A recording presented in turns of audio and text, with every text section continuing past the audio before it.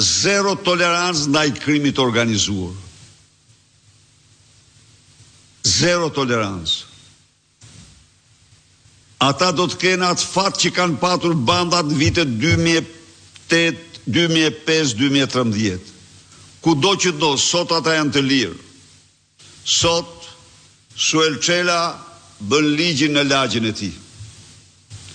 E dini gjithë të Elbasani përveç Proda, Matriksi i policisë, edhe Dumani i skapit se nuk din se ku ndodhet ai. Ai është i lirë.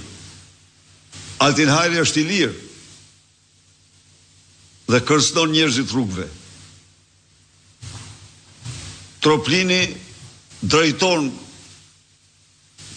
de facto portin dhe lojrat, po e mbush Durrësin 4 anë me lojra fati,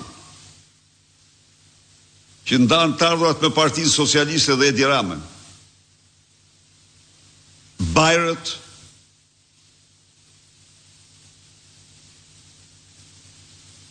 po shndrohen në një bankomat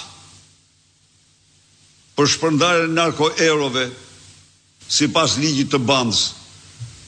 Plum Gjoka nga Qelia drejton bandën e banditët e tij në Velipoj.